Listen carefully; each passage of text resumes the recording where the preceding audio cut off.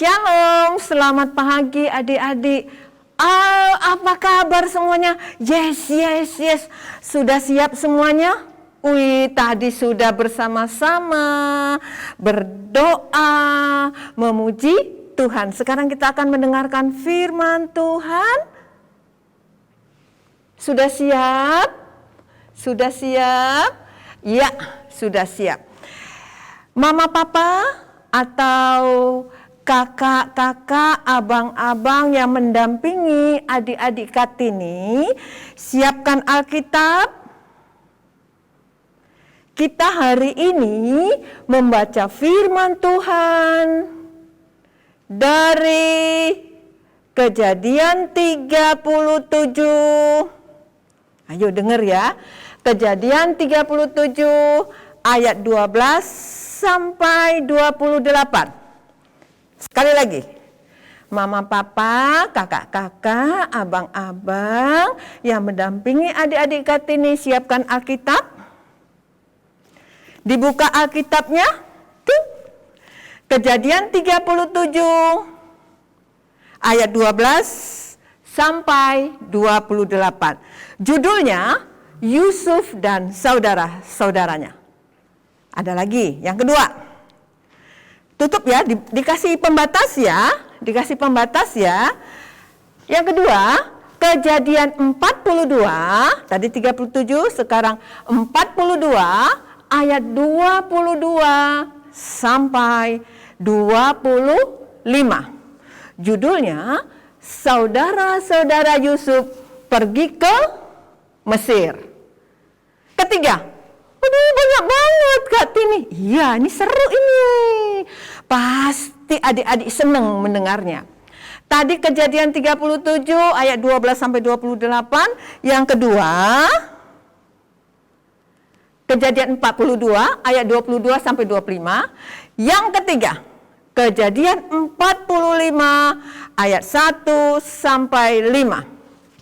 Yusuf memperkenalkan dirinya kepada saudara-saudaranya. Ada 3 ya. Firman Tuhan yang akan kita baca ada 3. Tapi Kak Tini nggak baca sekarang. Kalau kita baca nanti dari pagi sampai malam. Tidur deh. Terus adik-adik yang kecil-kecil pada bobok semuanya. Gak. Yuk sekarang Kak Tini mau bersama-sama dengan adik-adik kita dengarkan firman Tuhan melalui video. Kita lihat, kita dengarkan. Kak Tini akan duduk dengan adik-adik. Apa cerita dalam video ini? Sudah? Siap? Yuk. Sama-sama kita dengarkan yuk. Punya 12 anak laki-laki, tapi ia paling menyayangi anaknya yang bernama Yusuf. Yakub menghadiahi Yusuf jubah cerah warna-warni yang indah sekali. Saudara-saudara Yusuf iri padanya. Mereka membenci Yusuf. Yusuf juga mendapat mimpi-mimpi yang hebat.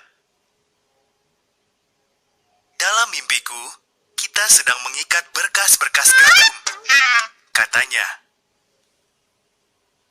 Dan berkas-berkas kalian tunduk menyembah berkasku.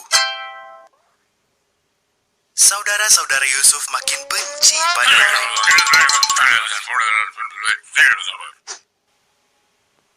Yusuf bermimpi lagi. Matahari, bulan, dan 11 bintang sujud menyembah padaku. Tentu saja ayah dan semua saudaranya menggerutu kesal. Maksudmu, kau akan menjadi raja kami? Suatu hari, semua saudara Yusuf menjaga domba di ladang.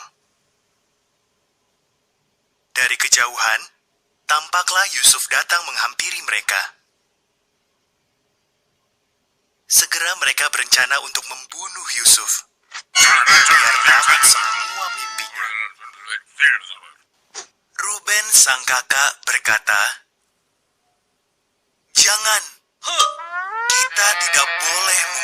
adik sendiri. Lemparkan saja ke dalam sumur kering ini. Mereka mengoyakkan jubah istimewa Yusuf dan melempar dia ke dalam sumur itu. Datanglah iring-iringan pedagang Arab berjalan menuju Mesir. Kita jual saja Yusuf menjadi budak orang-orang Arab ini, usul Yehuda. Maka mereka pun menjual Yusuf seharga 20 keping perak. Jubah Yusuf dicelupkan ke darah kambing oleh kakak-kakaknya dan ditunjukkan kepada Yakub. Anakku sudah mati, ratap Yakub sedih. Sementara itu, Yusuf dibawa ke Mesir, tetapi Tuhan menyertai Yusuf. Di Mesir, para pedagang Arab menjual Yusuf kepada Potifar. Yusuf melayani Potifar dengan baik. Istri Potifar merayu Yusuf agar berdosa terhadap Tuhan. Yusuf menolak, jadi istri Potifar memfitnahnya. Potifar mempercayai istrinya dan Yusuf dipenjara. Di penjara, Yusuf berjumpa 2 orang hamba Firaun. Mereka bermimpi dan Tuhan menunjukkan maknanya masing-masing kepada Yusuf. Penjelasan Yusuf menjadi kenyataan. Juru minuman Firaun dibebaskan, namun juru rotinya dihukum gantung sampai mati. 2 tahun kemudian, Firaun mendapat 2 mimpi yang amat meresahkan. Juru minuman itu ingat semua bantuan Yusuf dan bercerita kepada Firaun. Firaun pun memanggil Yusuf dan menceritakan mimpi-mimpinya. Tuhan menunjukkan arti mimpi Firaun kepada Yusuf. Selama 7 tahun, makanan akan berlimpah ruah, kata Yusuf. Jadi simpanlah makanan, sebab sesudah itu akan datang 7 tahun kelaparan hebat. Firaun amat kagum akan hikmat Yusuf. Maka diangkatlah Yusuf menjadi pimpinan tertinggi urusan penyimpanan makanan. Selain Firaun, tidak ada orang di Mesir yang lebih berkuasa daripada Yusuf.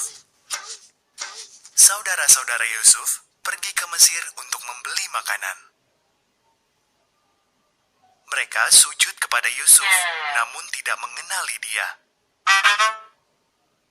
Saat Yusuf melihat mereka sudah berubah, Yusuf memberitahu mereka siapa dia sebenarnya. Saudara-saudaranya ketakutan. Kalian ingin mencelakakan aku, kata Yusuf. Tapi Tuhan memakai itu demi kebaikan kita.